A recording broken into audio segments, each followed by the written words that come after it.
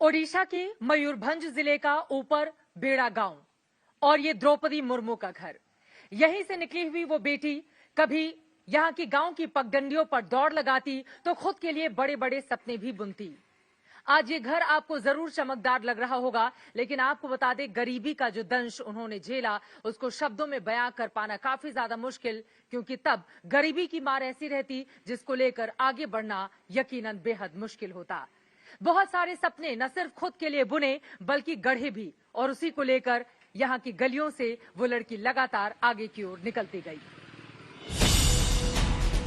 दिल्ली से इंसान चले तो 1681 किलोमीटर की दूरी तय करके पहुंचेगा ओडिशा के भुवनेश्वर। वहां से 313 किलोमीटर की दूरी और तय करे तो पहुंचता है एक अलसाए हुए गांव में। ऊपर बेड़ा गांव, कुछ कच्चा पक्का सा गांव, सुस्त पड़ा गांव, भीगा हुआ कुछ सना हुआ सा गांव। ये गांव राष्ट्रपति की उम्मीदवार द्रौपदी मुर्मू का गांव है। नाम फिर से सुन लीजिए, ऊपर बेड़ा गांव। यकीनन द्रौपदी मुर्मू की कहानी साधारण से असाधारण बनने की है। द्रौपदी मुर्मू की कहानी जब आप देखेंगे तो पाएंगे कभी गम के अंधेरों में गोते लगाती तो कभी खुद के लिए उजालों की राह तलाशती। आज द्रौपदी मुर्मू के घर से हम गढ़ेंगे और जानेंगे उनकी भविष्य की कहानी कि कैसे इन गलियों से निकलकर आज राष्ट्रपति के द्वार पर जाकर वो खड़ी हो गई हैं। ऊपर बेड़ा गांव से देश के सबसे प्रतिष्ठित पद के पायदान पर खड़ी द्रौपदी मुर्मू की उपलब्धि पर परिवार फूला नहीं समाता।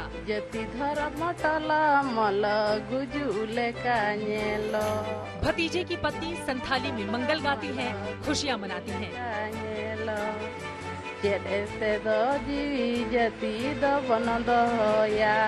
द्रौपदी मुर्मू जो दो भाइयों में एक बहन, उनके भतीजे की पत्नी हमारे साथ दुलारी जी इस वक्त मौजूद हैं। परिवार के तमाम छोटे बच्चे भी हैं, ये प्यारी प्यारी बच्चियां भी, और यकीनन इनकी आंखों में भी एक बड़ा सपना वो दे कर गई हैं। जरा इन लोगों से बातचीत करते हैं। कितनी खुशी हुई ये खबर सुनकर? हम लोग बहुत खुश हैं, हम लोग का गांव वाला भी बहुत खुश है। हाँ, कुछ यादें हैं जो शेयर कर रहा। आखिरी बार कब मुलाकात हुई थी आपकी?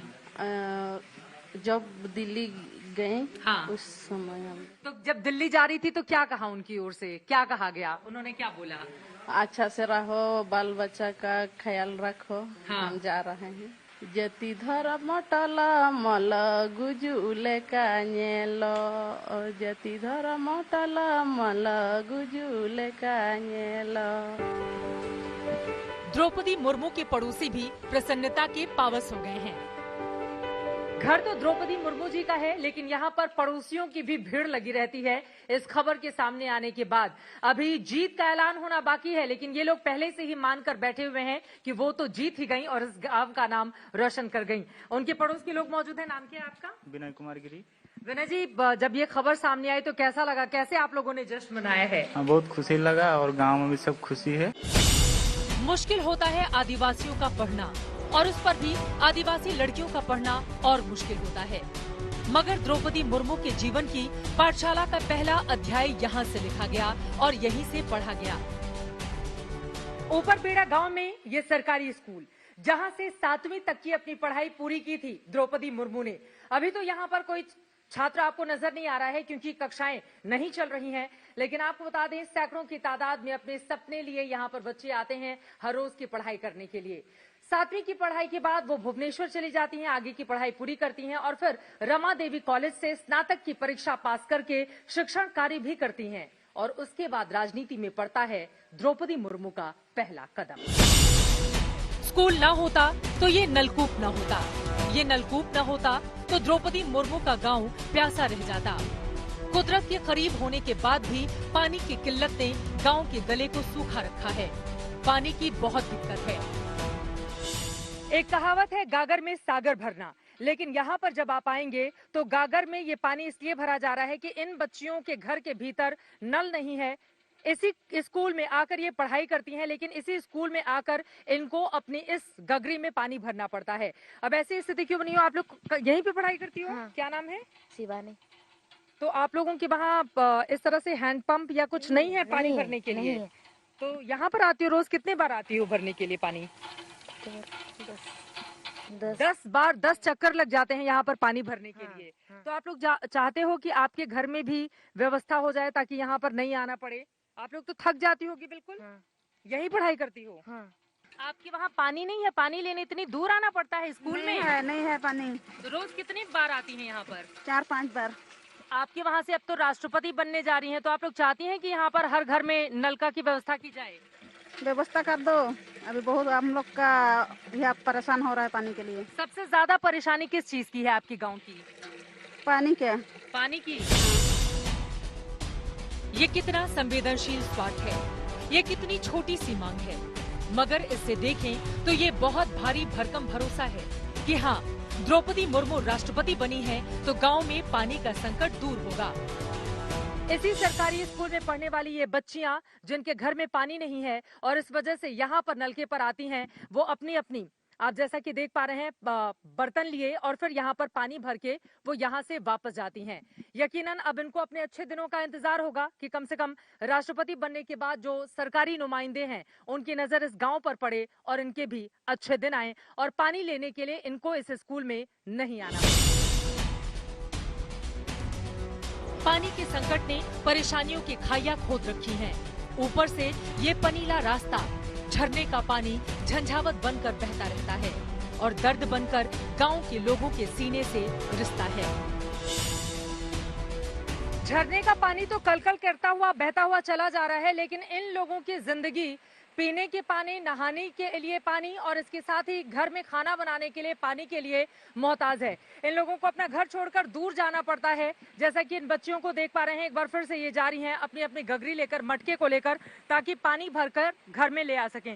सबसे बड़ी परेशानी क्या है आप लोगों की? यहाँ का सबसे बड़ा परेशानी है रोड होना चाहिए, एक पुल होना चाहिए। अगर वो चीज हो जाएगा तो हम लोग जितना भी बारिश हो आने जाने के लिए। तकलीफ की कोई भाषा नहीं होती, न होता है शब्दों का संस्कार। टूटी फूटी और बिखरी सी भाषा में भी समझा जा सकता है कि हाँ, तकलीफ तो है। ये इधर हम रास्ता बनाने का, हम लोग आने जाने के लिए बहुत तकलीफ हो रहा है ना। जब पानी ज्यादा बढ़ जाता होगा तब तो इसमें से चलना मुश्किल हो जाता होगा। बहुत तकलीफ हो रहा है। लोग नहाने वहाने कहीं और जाते हैं? और भी दूसरा भी नहाने भी हम लोग बहुत तकलीफ हो रहा है। सोचिए, पानी के लिए तरसते हुए आदमी से जैसे ही कहा जाता है कि आपके गांव की महिला राष्ट्रपति बनने जा रही है, वो तुरंत चहक उठता है। कोई कहानी बताएंगे उनके बारे में? कहानी तो ऐसे हम लोग साथ में पढ़ते थे या क्या, मतलब कुछ है ऐसा? हाँ, इधर इसमें पढ़ती थी साथ में था। हाँ, भी पढ़ते थे साथ में। हाँ। कौन से कक्षा में? हाँ? आप उनके साथ पढ़ते थे? नहीं। हाँ। नहीं, वो पीछे आगे।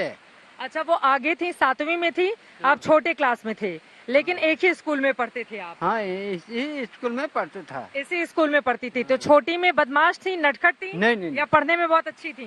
हाँ, अच्छी थी पढ़ने में। लेकिन इस मुस्कान और खुशी के पीछे इस टूटे फूटे रास्तों को नहीं छोड़ा जा सकता, न ही छोड़ी जा सकती है पानी की समस्या की बात भी। तकलीफ पानी के लिए सबसे ज्यादा तकलीफ है।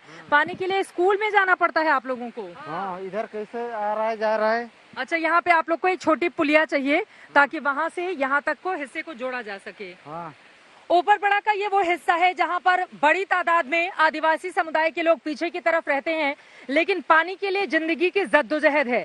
जरा सोचिए, इतना पानी यहाँ से बहता हुआ चला जा रहा है, लेकिन जिंदगी इतनी मुश्किलों में कि इन्हें पीने के पानी के लिए, खाने के लिए, नहाने के लिए दूसरी जगह पर जाना पड़ता है। और इसके साथ ही साथ इन लोगों की परेशानी इस बात को लेकर भी है कि अंदर पक्के मकान नहीं है और यहाँ पर एक छोटी पुलिया चाहिए ताकि यहाँ से आगे जाने में इनको दिक्कत नहीं हो। अगर पानी बढ़ जाता है या तेज बरसात हो जाती है तो फिर यहाँ से निकलना इन लोगों के लिए काफी ज्यादा मुश्किल हो जाता है।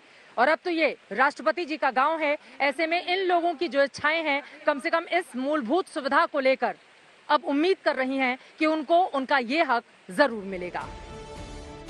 दूध, दवाई, आटा, दाल, तेल, मसाले, नमक के लिए हर रोज अपनी जिंदगी को झोंककर मेहनत करने वाले आदिवासी संथाली लोग, जिन्होंने मुर्मू को कभी नहीं देखा, जो मिले भी कभी नहीं, वो भी खुश हैं, क्योंकि उनके मन में भी जागी है उम्मीद कि गर्दिशों के बादलों पे चढ़कर अब जीत तय करनी है। लेकिन वो आदिवासी समुदाय से ही आती हैं, तो ये जब आपको खबर लगी तो कैसा लगा कि आपके वहाँ की, आपके समुदाय की महामहिम बनेंगी? अच्छा लगा था सुन के? हाँ अच्छा लगा। अच्छा लगा था। हाँ। देखिए थोड़ी सी भाषाई दिक्कत है, इस वजह से आप उड़िया में ही बोल लेना, ठीक है? अच्छा लगा था सुन के द्रौपदी मुर्मू जी की बात, कैसा लगा था आपको? अच्छा लगा था। इधर हम लोग तो जब छोटे थे उस टाइम तो हम देखा नहीं था। हाँ। जब बड़ा होके तो मालूम पता चला कि द्रौपदी मुर्मू ऐसा है, राष्ट्रपति बन रहा है। बाद में और दूसरा आदमी भी बोल रहा है, हम लोग सुन के भी। जिन्होंने द्रौपदी मुर्मू को देखा, एक स्कूल में पढ़े, वो आज भी कन्नी सीमेंट से ईंटें जोड़कर जीने का जतन करते हों, मगर मुर्मू के नाम पर मयूर हो जाते हैं। और द्रौपदी मुर्मू के बारे में जब हम चर्चा कर रहे थे तो फिर इनकी साइकिल यहाँ पर रुक गई है। जरा इनसे बातचीत करते हैं। जानते हैं आप उनको? जानते हैं। कैसे? अच्छा से। अच्छे से जानते हैं। ये स्कूल में पढ़ रही था। अच्छा, आप भी पढ़ रहे थे स्कूल में? हम भी पढ़ रहे थे, हम छोड़ दिए हैं। गरीब आदमी हम लोग, इसलिए पढ़ाई हम छोड़ दिए। अच्छा, तो दोनों लोग एक ही क्लास में थे, आप और द्रौपदी जी, या फिर अलग अलग क्लास में थे? अलग अलग क्लास में। वो बड़ी क्लास में थी, आप छोटे क्लास में थे? वो एक क्लास हम आगे था। आप आगे थे या वो आगे थी? हम आगे था। अच्छा, आप एक क्लास आगे थे, वो एक क्लास पीछे थे। फिर आप पढ़ाई छोड़ दिए क्योंकि पैसा नहीं था? हाँ, पैसा नहीं था, हम लोग पढ़ाई नहीं किए, छोड़ दिए हम लोग। अच्छा, तो पढ़ने में कैसी थी वो बचपन में? बात होती थी अच्छे से? हाँ, अच्छा से। अभी देखती हैं तो पहचानती हैं कि हमारे साथ में पढ़े लिखे लोग हैं। द्रौपदी मुर्मू के गांव से हम निकले तो पहुंचे उनके ससुराल आदिवासी गांव पहाड़पुर। इसी गांव के रहने वाले श्यामचरण से द्रौपदी मुर्मू को प्रेम हुआ था। ऐसा लगता था जैसे सारी वर्जनाओं को तोड़ने के लिए जन्मी थी मुर्मू। पहले पढ़ने में अव्वल और फिर सामाजिकताओं के उलझे ताने बाने को तोड़कर प्रेम में मनहार जाना। द्रौपदी मुर्मू ने प्रेम विवाह किया, ये ठानकर कि कोई रूठे तो रूठे, कोई छूटे तो छूटे। तभी लोगों ने मुर्मू के विद्रोही मन को पहली बार पढ़ा था।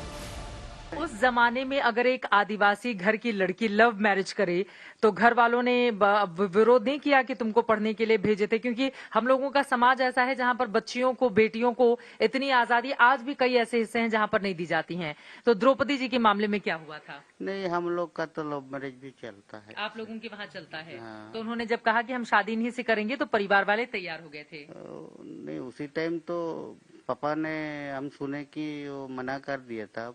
बाद में उन लोग का खुशी होगा शायद दोनों का, तो इसलिए फिर घर वाले शादी कर दिए? घर वाले नहीं, अपने से अपने।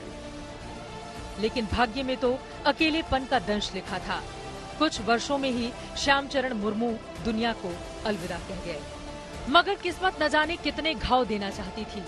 मुर्मू के दो बेटे भी काल के गाल में समा चुके थे। श्यामचंद्र मुर्मू, लक्ष्मण मुर्मू और सिपुन मुर्मू, ये तीन लोग द्रौपदी मुर्मू की जिंदगी का वो हिस्सा थे जो हमेशा हमेशा के लिए एक अधूरापन उनकी पूरी की पूरी राह में छोड़ कर गए हैं। आपको बता दें, उनके पति की मृत्यु 2014 में हुई। 2013 में उनके एक बेटे की और उसके पहले उनके दूसरे बेटे की जान जा चुकी थी। कितना मुश्किल रहा होगा उस महिला के लिए अपनी जिंदगी को आगे बढ़ा पाना, इस बात को हम समझ सकते हैं। और इस वक्त जिस जगह पर मेरी मौजूदगी है, दरअसल यहाँ पर उन तीनों की ही मूर्तियां आप देख रहे हैं और इस स्कूल का नाम इन्हीं तीनों के नाम पर रखा गया है। ये पूरी की पूरी जमीन द्रौपदी मुर्मू के परिवार की थी, लेकिन अब उन्होंने इसको दान दे दी है और यहाँ पर 60 से ज्यादा बच्चे, लड़के लड़कियां एक हॉस्टल में रहते हैं और यहीं पर एक साथ पढ़ाई करते हैं। आइए चलते हैं उन बच्चों के पास, जानते हैं उनके मन की बात। पहले इस जमीन पर धान बोया जाता रहा होगा, मगर अब इस जमीन पर सपने बोए जाते हैं। सुंदर भविष्य के सपने, कुछ कर गुजरने के सपने।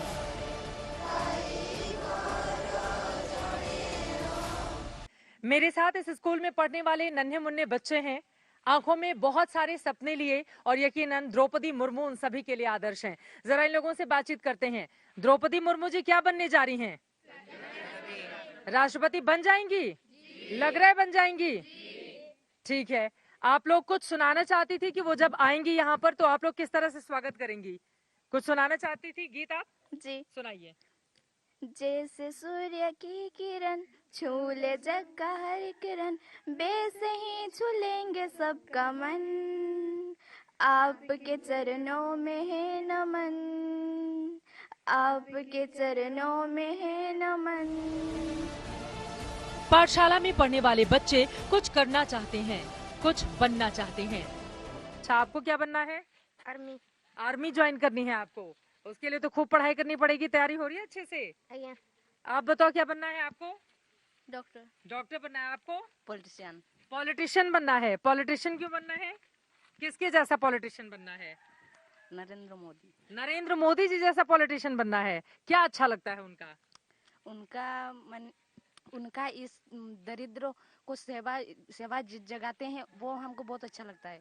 अच्छा, दरिद्र लोगों को, यानी कि जो ठीक है, आप उनके लिए जो सेवा भाव उनका रहता है, गरीबों की मदद करते हैं वो। किस हद तक द्रौपदी मुर्मू का परिवार साधारण है कि पीएमओ से फोन भी आया तो घर के बगल में, क्योंकि घर के फोन में नेटवर्क नहीं आता। वहाँ पर फोन आया, वो दौड़ के आया, उसके बाद घर में घुसा, उसके बाद उनको फोन दिया। फोन देने के बाद बात हुआ उनसे, पीएमओ से फोन आया करके बात किया। प्रधानमंत्री जी ने बात की थी, फोन किया था। हाँ। क्या बातचीत हुई थी? वो बोला कि आपका होने वाला है, अभी कोई किसी को मत बताओ, कुछ देर में अब टीवी में आएगा। राष्ट्रपति चुनाव के लिए वोट डाले जा चुके हैं, मगर द्रौपदी मुर्मू की कहानी बताती है कि 1000 बर्क गिरे, लाख आंधियां उठे, वो फूल खिल के रहेंगे जो खिलने वाले हैं। ओडिशा के मयूरभंज के उबरबेड़ा गांव से कैमरामैन सत्या के साथ चित्रा त्रिपाठी, आज तक। आज तक HD, सबसे तेज, सबसे ज्यादा।